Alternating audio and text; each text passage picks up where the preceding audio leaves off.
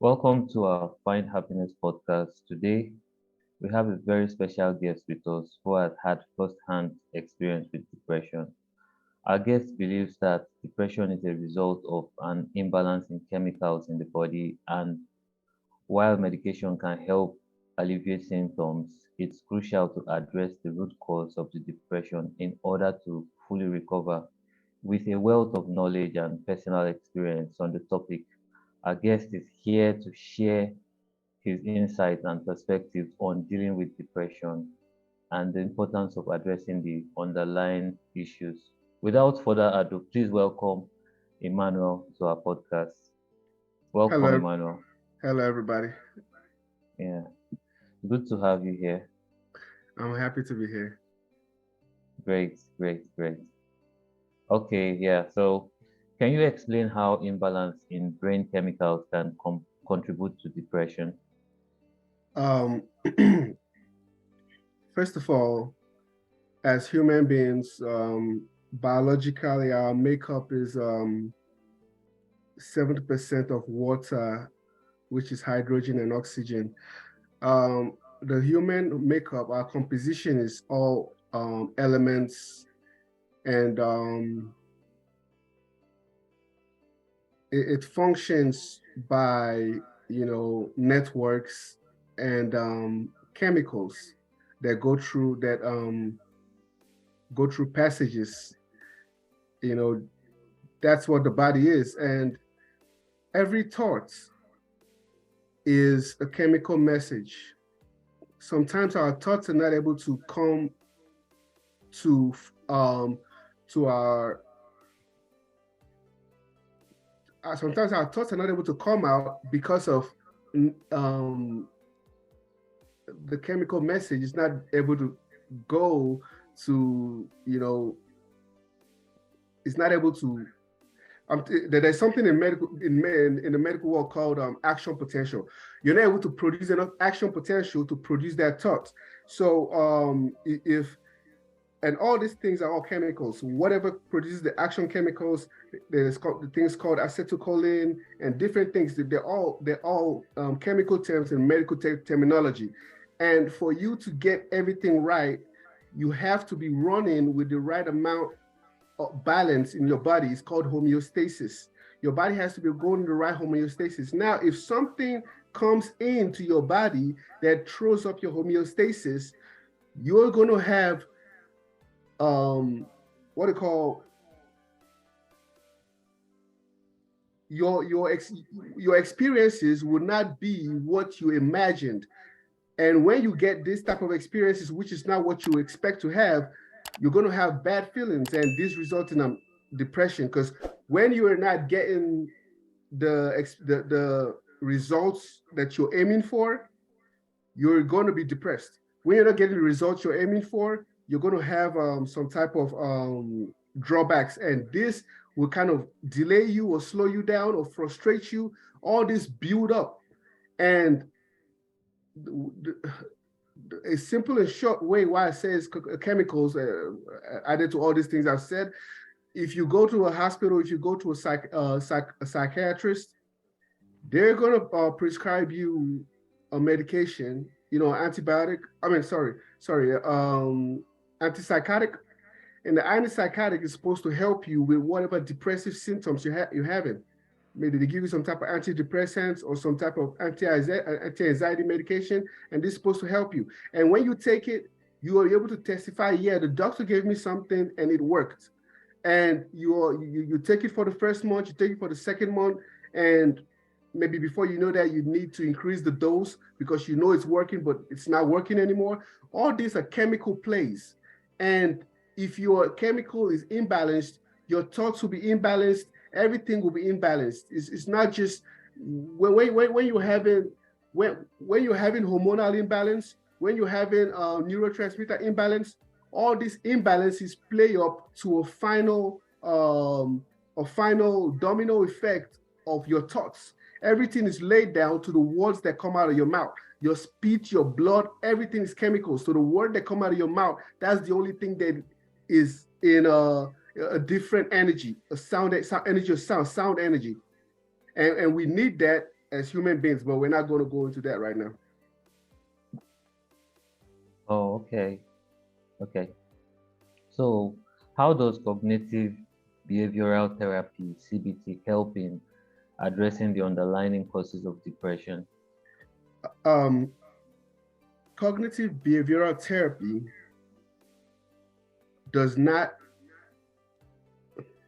how will I put this?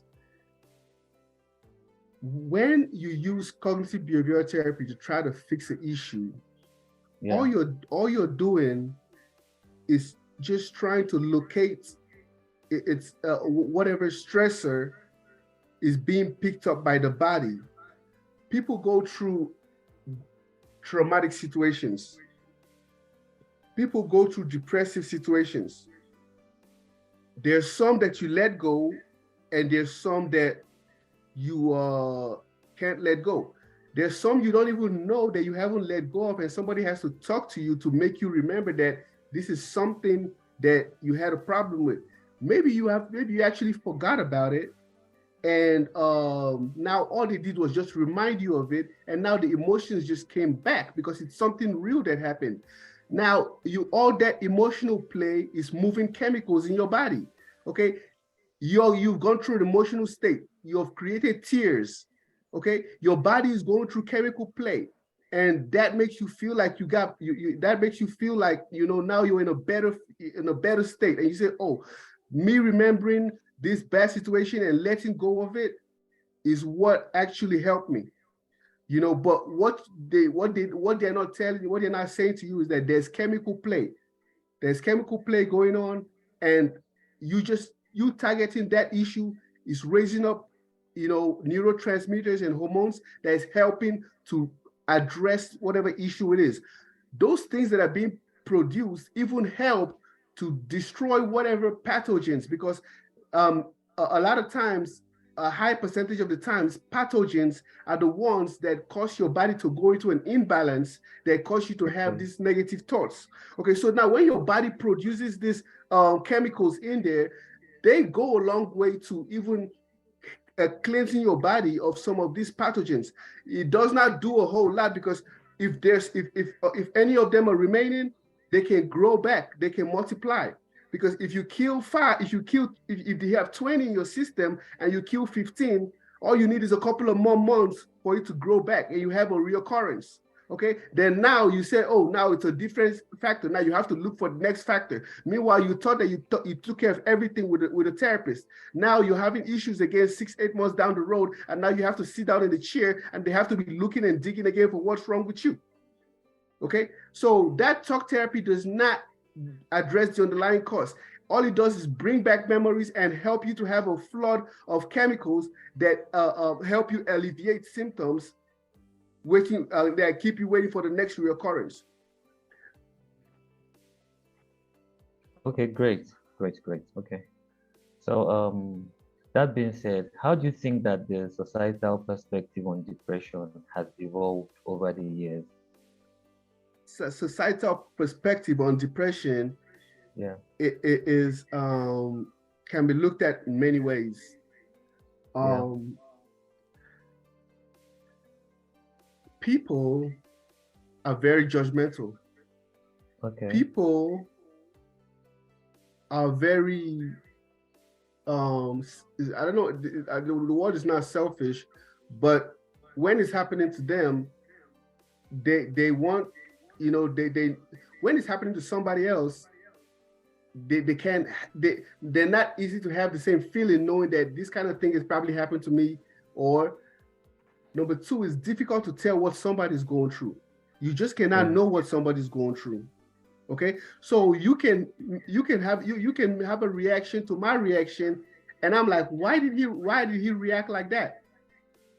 Okay, and not know what your problem is. You might not have a depressive problem, you might have some other mental problem. Okay, Yeah.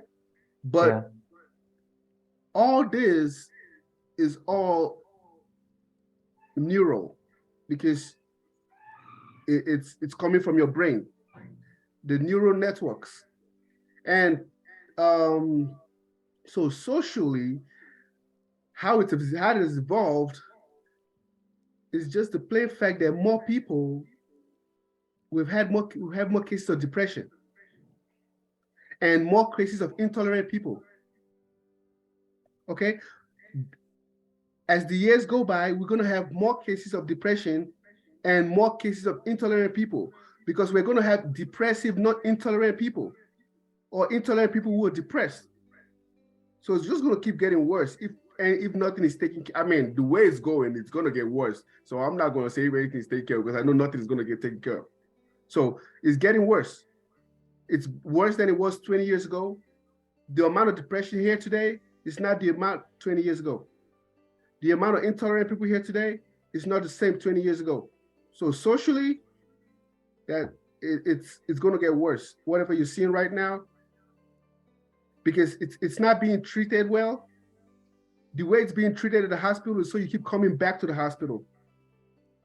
Because if they treat you and cure you, you're not going to make them any money, and they're trying to make money. So socially, they're just going to make more depressive people out there, and we're going to have more intolerant people out there, and depressed intolerant people, and intolerant depressed people. I don't know what else to say about that. Do you think people are being treated in such a way that they'll come back? I know that people are being treated in such a way that they'll come back. No, it doesn't matter how sincere the doctor is, or it doesn't matter how sincere the doctor sounds. This thing has been going on for years. People have died after doing everything, spending money on rehabs and everything. Wow. And they still relapse. Meanwhile, the money they spent on going to the rehab, I can use that to do something worthwhile. But they spent it on a doctor and some things that they have to come back now in the next 2 years, and they're worse off. So this is quite dicey. It's like this, you know. So okay, man, let me break the dice. Let me see if I can break the dice, because it says it's quite dicey. Because you understand what I'm saying. Have you ever I don't understand that. So okay, I really fine. want to understand. Exactly. That's why I want to make sure you understand, because I don't want to say something that's gonna sound too high or just, unreasonable. Who have you seen that have been successfully treated in the hospital of depression? When I say successfully, give them 2 years, give them 5 years.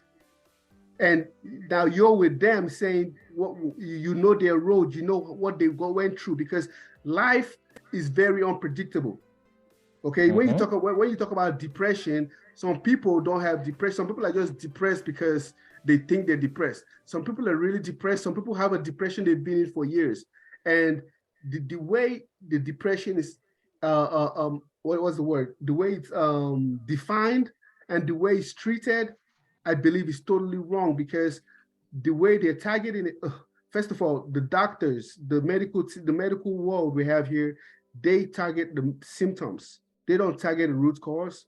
Even with when you're talking about behavioral therapy, that's not the root cause. You're just looking for something that somebody has forgotten to make them cry about.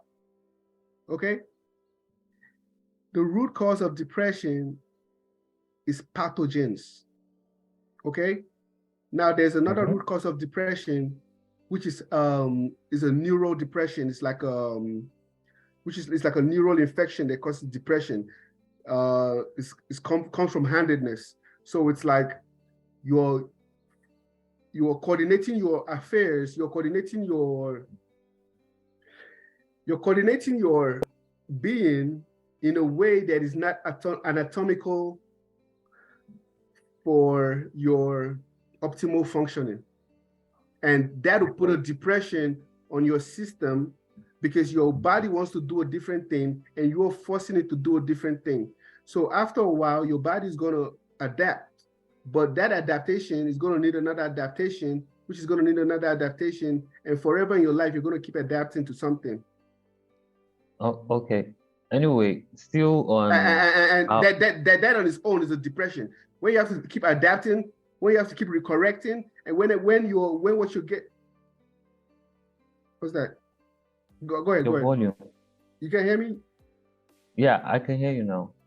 Okay. All right. And when you have to keep adapting, it starts off an intrinsic depression because your body is even depressed before you know that you're depressed. So by the time you know you're depressed, you don't even know why you're depressed. Okay, so So still now somebody has to come and tell you something that happened to you when you were a child, and you cry about it and you feel better.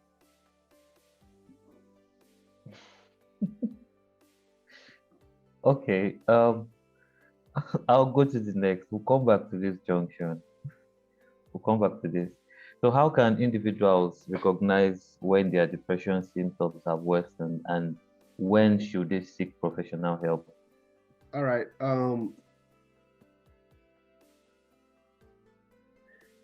First of all, a person that is experiencing depressive symptoms, they know what they're experiencing. Not until they tell you what they're experiencing would you ever be able to say, what they're experiencing. But when there's an increase of the symptoms or whatever they're feeling, your question was, how do they identify that they're having depressive symptoms? Well, if you're not feeling well, if you're not feeling good, if you're not feeling happy, I mean, even when people don't know they're depressed, they say, I feel depressed, apparently. So how do you know to go to a professional if it's persistent, if it's something you cannot shake off, if it's something where you're like, this is not me, then you've tried everything possible, you've talked to yourself, you've talked to somebody, and you cannot seem to get yourself out of that dip, then you want to go talk to a professional. And now, before you go talk to a professional, you have to know what are the things that you were not able to do that you were able to do before, that this new feeling of down is putting you to, so that you can have that when you're talking to the professional. Because if you don't have that, you will not know what to explain. Then, so that when you have what to explain, about your symptoms and how debilitating it is, then the professional will be able to help you out and let you know, and maybe give you new techniques of how to, take care of it, try to like take care of your symptoms. No, I meant when their depression symptoms have worsened, like That's what I'm when saying. That's how yeah how will you know to go talk to a professional? That's what you're saying? yes. That's what I'm saying. It's pretty much the same thing. You're the one that knows when you started getting depression. You're the one that's Okay. gonna know when it's not as easy as it was before. So by then you should have talked to people. By then you should have probably even talked to people by the time you know that, oh, I have depression and now my depression has worsened. Okay. So by the time your depression is worsened, oh, the coping mechanisms that was given to me before, they're not working anymore. I need some new coping mechanisms. Then you go talk to a professional, because in these days they're the ones with the medication or you know the way to talk you out of your down. Okay. Okay. So how do medications and the therapy work together in treating depression? Well, therapy and medication. Um, Yeah. the medication goes a long way to trying to rebalance the neurotransmitters in your brain, Mm-hmm. serotonin, dopamine, and different other neurotransmitters that deal with alertness, um, happiness, and good feelings. So that's what these medications do. They shut off some receptors, and they also try to increase the activity of some receptors. So when they do this, combined with the talk therapy, the talk therapy, like I said before, it helps you to produce the natural chemicals from your body that help your immune system, because all these things is an Okay. immune system issue. Because when I'm talking about pathogens, then I'm relating to immune system, because the immune system is what tries to remove the pathogens from your body. Okay, so it all goes down to immune system. And a lot of this, a lot of the depression I'm talking about, calling intrinsic depression, is also a depression of the immune system. Because when the immune system is doing too much, then it's not happy. It's not free. It's doing some type of work. When your immune system is free, there's a happiness that comes in your face that you don't know where it came from. It's just because your system is not under stress anymore. People have stress, and stress is also a result of pathogens. Okay, so the way they treat stress and the way they define stress also in the human body is also wrong. I don't know if they have figured it out or they just want to do what they want to do. But stress, when you say, "Oh, I'm stressed, I can't do it, I'm stressed," that's not. It's not an issue of oh, go and rest. It's an issue of pathogens, because you are not the only person doing their job that's making you stressed. A couple of people are doing it too, and you're the only one being stressed. So if everybody was stressed, then we'll say that it's the job. So we can't say, "Oh, it's your job is stressing you out." No, there's something inside you that's causing a stress in your system, that's also causing a stress on your mental state and your nervous system, your brain. Okay? Now, that is all resulting physically in your fatigue, your tiredness, your irritability. Okay? But now you're saying, "Oh, baby, I just need to rest." The rest does help, because it allows your immune system to rest and do things it needs to do to carry out to get you better. The immune system is very powerful. That's why when you rest, your immune system can do a lot of work and get you back out there. Okay? The way God created the body is supposed to be very resilient. The body is supposed to take care of itself for all these things. But with the way in the world today, where they're pushing out all types of germs to try to kill people, the immune system is always under overwork. Okay? When I talk about pushing out germs, 90% of the viruses you have today are man-made. Okay? And we don't even know what, they'll tell you what viruses are. Mosquito parasite, that mosquito virus is man-made. COVID is man-made. Maybe I should not even be talking like this, but hey, they're all man-made. They're on the record. They have patents.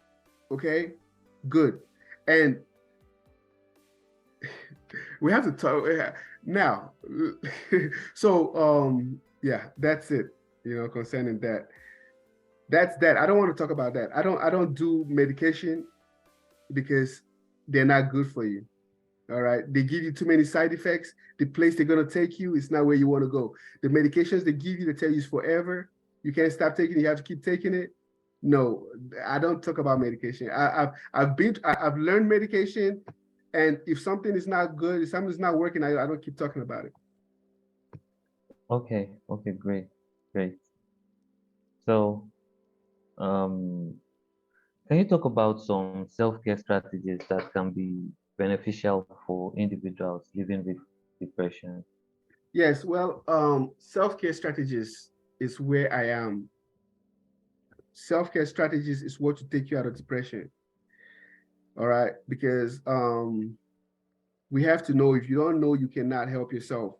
Even after the doctor, even after you go to the doctor is going to give you self-care, self-help strategies, coping mechanisms, mindfulness, self-awareness, different things like that. But coping mechanisms for depression, because if I tell you to, about mindfulness, I'm sure you're already mindful, self-awareness, because when you're under depression, no matter how much you want to be self-aware, or no matter how much you want to be mindful, when that feeling comes upon you, it's difficult. All right. So self-help mechanisms, self-help strategies that I have, they're like prescriptions. I have to see a person. I have to know what the person is going through. I have to assess the person so that I know, the type of strategies I have to use for the person. I have to know if I want to give the person if I want to switch the handedness of the person, because to alleviate the neural depression, the intrinsic depression, that starts at a very early age when the child is geared to using one side of the body, which is the wrong side. Now, then I'll have to look at the person to see what other symptoms am I seeing of a pathogenic infection. Because if there's a pathogenic infection, there are other markers in the body, there are other symptoms the person will be having that I'll use to know if the person is having a pathogenic infection. So now with the first course of the handedness, I'll assess and change the hands, and that should take care of that neural infection. After a couple of months, you need a readjustment. It's a readjustment. Then the second one is just like plants, herbs. There are different herbs that if you take, it will alleviate depression. There are a lot that are in mainstream that they'll tell you about. There are a lot that are not mainstream. Usually the ones that are not mainstream are the more powerful ones. And the ones that are mainstream are the ones that just put out there so that, they can have something to say, oh, this is natural, it's a plant. But the ones that are really strong, they'll keep it under wraps. They will even try to make you forget it or tell you it's bad for you, you see. So the reason I'm going this route with what I'm talking about is because these are the fastest ways to get you out of depression. Because we're talking about the herbs, we're talking about the botanicals, the homeopathic method, homeopathic prescriptions. Those things will take care of the pathogens. When you take the patients I've worked with, they're having depressed, they can't even, it's hard for them to smile. I try to force a smile, I tell them do all this. But once I target the pathogens, a smile comes out automatically. So I gave you something and now you're smiling. Meanwhile, I've been trying to force you to smile for the past couple of hours. Now I prepared something and I gave it to you and you're just smiling. That means something released in your body that was holding you there. I could have talked to you and made you remember some childhood thoughts to bring out the chemicals in your body, and it would have helped you to, naturally alleviate some of their symptoms, and you would have smiled. But I just gave you something to drink, and that went and did the job. Okay, so that's that. And when you take care of it like that, it lasts. Because now, if you know what I did, if it comes back again, you can do it again. Or if I'm having like a conference with a person, or like if I'm talking with a person, I can let the person know, give the person like the prescription of how long you should be taking it before you should I should see you not having a relapse. Because like I said, if you're having 20 pathogens in the system and you only remove 15, those 5 that are left will multiply and come back. You want to make sure that everything is cleared out of your system so your system can be happy. If your system is happy, you'll be happy. If your system is depressed, you'll be depressed. No matter how much medication they give you, no matter how much they talk to you, it'll always come back. Oh, great. Okay. So, in your opinion, oh, before I go back there, before I go to that, I was going to ask you. So, you talked about switching of the hands, and then you talked about natural herbs. Can you elaborate more on switching of the hands and how it can help someone get out of depression? Okay, so in my studies, I wrote I did Yep. I did my project on in I did my project in school on Sorry, handedness. sorry, sorry, sorry. So, switching of the hands, and why switching of the hands? We That need that to know that why. that's where I'm going. Okay, yeah. Yeah, I'm just trying to get there. All right. Okay, okay. No. So switching of the hands and why switching of the hands. Now, this is a very important issue because some people think that everybody is right-handed and just no. They think that only 10% of the world is right-handed, and that's very lopsided. I like to believe to think it's 40, 20, 40. So we have 40% right-handed, 20% ambidextrous, meaning you can use both hands, and Mm-hmm. 40% left-handed. So we're having 20% ambidextrous and 80% either hands. So we're not having 90% of the people right-handed and 10% of the people left-handed. That is just wrong. That I don't know how that, it's not even right. Okay. So if you force a lot of people, like in Nigeria, a lot of people were forced. There was a whole generation was forced to use their right hands. I didn't even, I knew that, I was forced. I believed.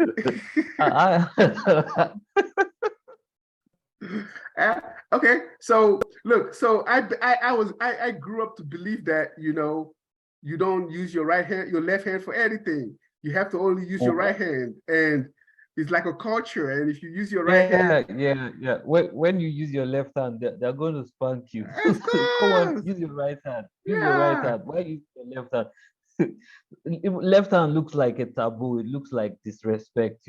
I get all of that. yeah. But my brother, you see, uh, there's nowhere in the Bible that it said that left hand is bad. Matter of fact, David had a team of left-handed soldiers, and they were the best archers and the best swordsmen. There's a man in the Bible called Ehud. Okay, the Bible said he was a left-handed man, and he was the left-handed man that God was using, and he went and took like a dagger and went and put it in the king with his left hand, not his king, but this king that was oppressing them, and he killed the king. The Bible called the king somebody, but this guy, he said, was a left-handed man. Okay, so God has no problem with left-handed people. Okay, so we're the ones that make rules for ourselves and have our these cultures and have these things that we want to say and want to say, oh no, this is bad and this and that. Okay, but if we want to be civilized, we have to be civilized. Okay, if we're going to be civilized, we have to be civilized. Okay, so we're seeing in America, Obama was left-handed. Clinton was left-handed. A lot of the presidents of the United States were left-handed. Okay, and even what's his name, Jobs of Apple was left-handed. Okay, Steve Jobs, good. So even Kanye West is left-handed.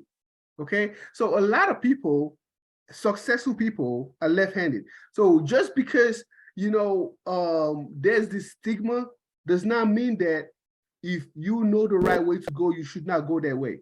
Because if you go the wrong way, it's going to be on your ass, my friend. What I'm saying about depression and handedness is this.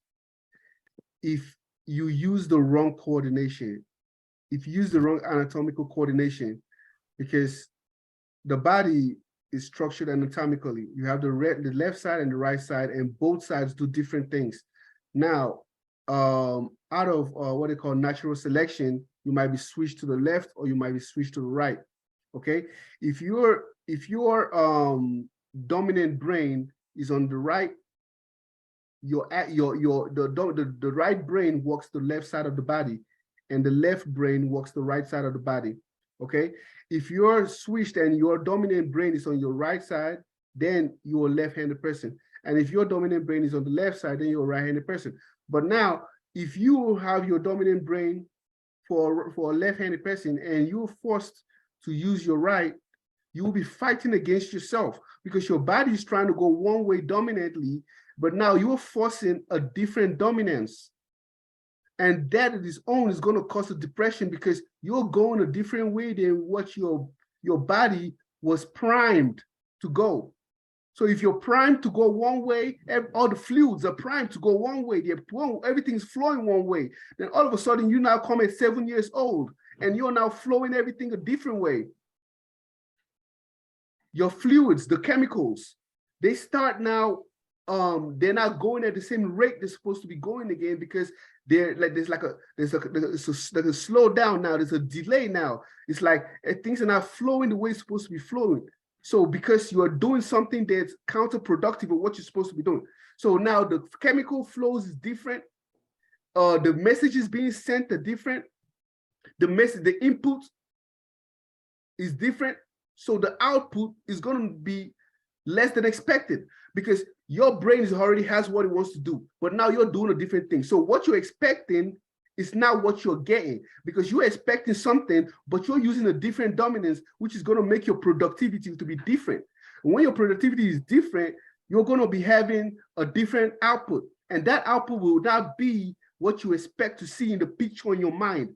And once you don't see the picture you're supposed to see outside, you're going to have a depression, because some things you cannot change. Some things you're like, oh, why is this like this? And you're depressed for the rest of your life because your nose is too big. Meanwhile, it was probably not supposed to be that way. Okay, we have two different genes. We have the mom gene and the dad's gene. Okay, one is recessive and one is dominant. So I'm thinking with the brain carries one picture and the other brain carries the other picture.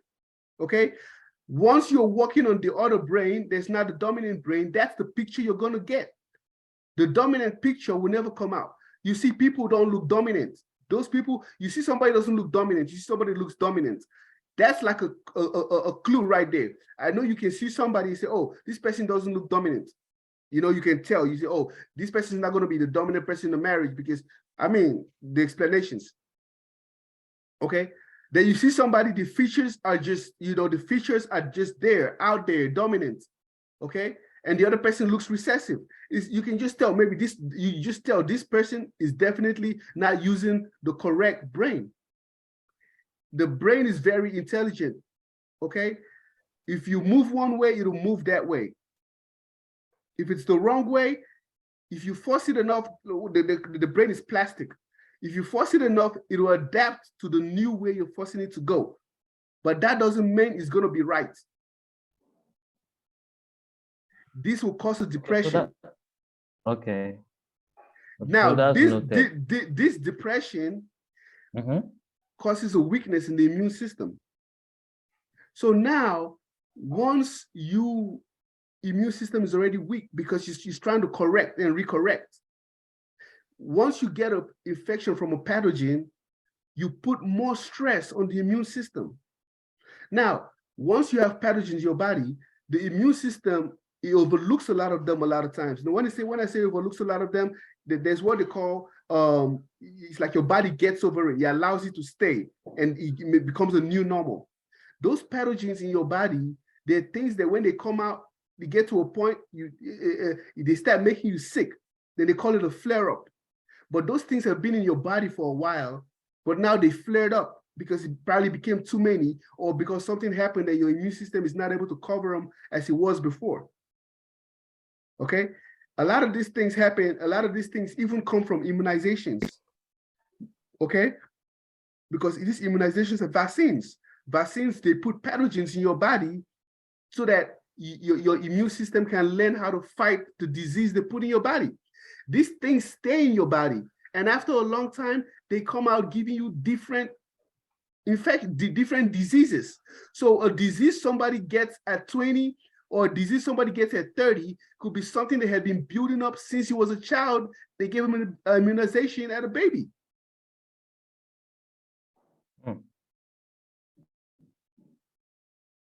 Wow. This is really educating. Yes, the reason I'm saying, because what I'm saying, I had these babies I was taking care of, and they were very depressing. They depressed the mother, they depressed everybody because they kept crying. And they had just come from the hospital, brand new babies. And the doctor says, oh, it's okay. Maybe they're teething. Just give them these antibiotics. And the babies were just having a hard time. And as soon as I took care of the babies with the homeopathic prescriptions that I gave to the mother, the babies stopped their crying. Even when the doctor said, no, just let them keep crying, they're gonna be okay, they're teething or whatever.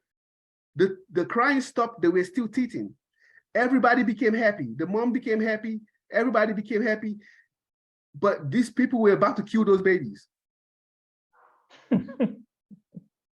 I swear. They were like, these babies are the worst. They're this and that. And like, they were really depressed. They were, depression can come from somebody else. Somebody else can give somebody else a depression. I get you. You cannot hear me? Yeah, I can hear you. Okay. Yeah. Okay. So it's because now if they did something to those babies, that will start their own spiral of depression. Because now somebody else, 10 years later, somebody else had to tell you, oh, look, so it's like 10 years ago, did you kill somebody? Yeah, I killed somebody. Then they now feel better. It's like you think you took care of them.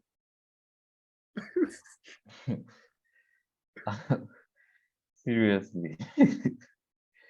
Okay, so how has COVID-19 and the isolation it has brought affected depression and mental health? Okay, COVID-19. So would you say COVID-19 came? However it came. It's like they're about to come up with another COVID-23. No, So no, no. We're not going there. We're not going that route. China is already doing things, It came from China last time. China's already locking down. Okay, but China is locking down, right? Okay, so COVID-19, depression. A lot of people committed suicide, I guess.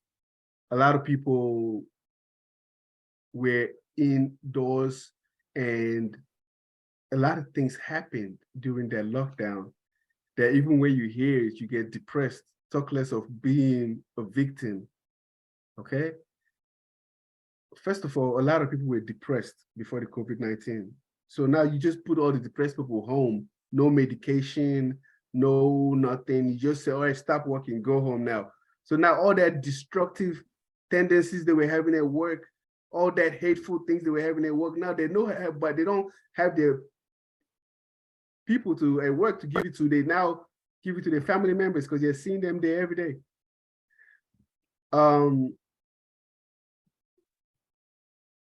The amount of depression that COVID-19 caused is astronomical, and it can never be equated reasonably. A lot of things happened that I don't even want to start talking about during the COVID-19 lockdown. A lot of people probably died because of hunger. That COVID-19 was a tragedy, but it had to happen. In your opinion, what do you think should be the future direction for research and treatments for depression? In my opinion, research. Yeah, your opinion. In my opinion, research. More research. I want to do more research on handedness. I'm still continuing my research, doesn't stop. But more research needs to be done on botanicals, herbs and plants that can be used to alleviate or remove, cleanse from the body viruses, cleanse from the body bacteria, Mm-hmm. and maybe other, because those are the more prevalent ones that really put a depression on your immune system. You see, when they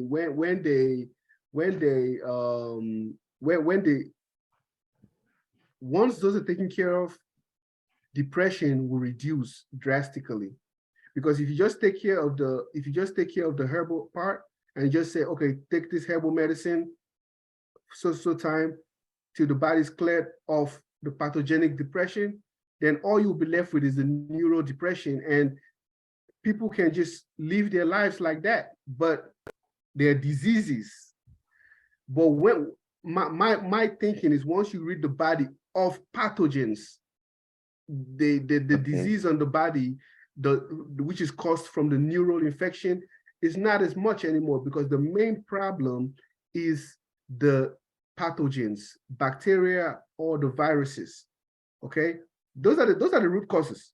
I'm calling names right now. Bacteria and viruses. They're a broad spectrum of viruses, and they're a broad spectrum of bacteria. So what one herb will take care of one bacteria might not be the next same type of bacteria.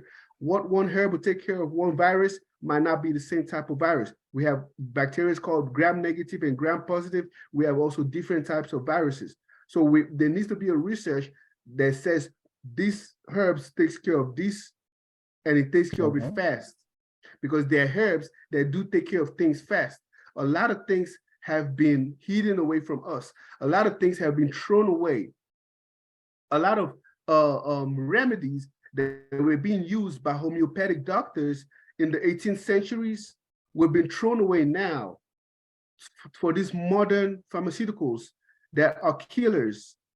These modern pharmaceuticals, you take one and you end up taking 10 because the one you take is going to give you two side effects. You're going to have to take another one to get the side effect of the one you're taking. That one now going to give you two more. You're going to take one more for the other side effect this new one gave you. That one's going to give you a side effect which you're going to take another one for. Okay, so it's like a domino effect. It's like a circle. You never stop going around. Okay, and they know how they do it. If you're having a problem, if you're not going to see the general practitioner, they're going to make sure that you're going to see everybody. Okay, so they don't look for the root cause. So now maybe you're having uh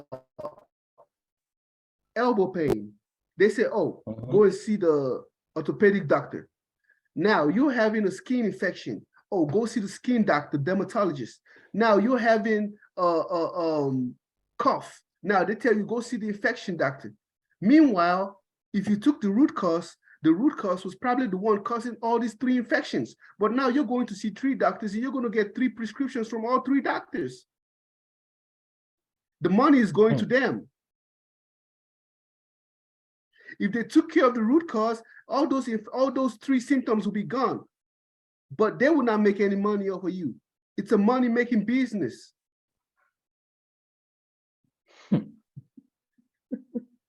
Yeah. So we're talking about root cause, like, Yeah, we're talking about research. yeah. They will not research in what will not make them money. Even if I say it today, they will not do it because it's not making them money. I'm the one that's going to have to do it myself. Well, okay. Because of time, I think we need to go. Can you please give us your contact information where our listeners can follow you or reach out to you if they want to hear from you or have any questions about the topics we've discussed today? All right. My email address is NWOBU, the number 6 at gmail.com.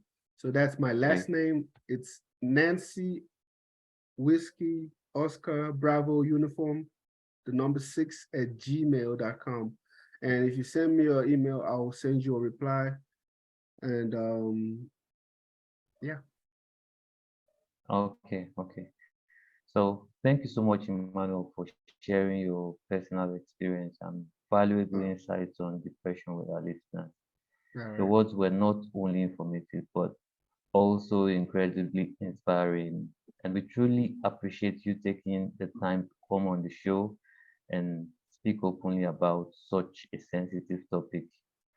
Your honesty and willingness to share your journey will undoubtedly help many people who may be struggling with depression, So we're honored to have you as our guest, and we wish you all the best in your continued journey towards recovery. Well, that's Uh, all the time we have today for today's episode on the Find Happiness podcast. We hope you found our conversation with Emmanuel enlightening and informative. Thank you for listening. And it's essential to address the root causes of any issue you may be facing. Till next time, bye.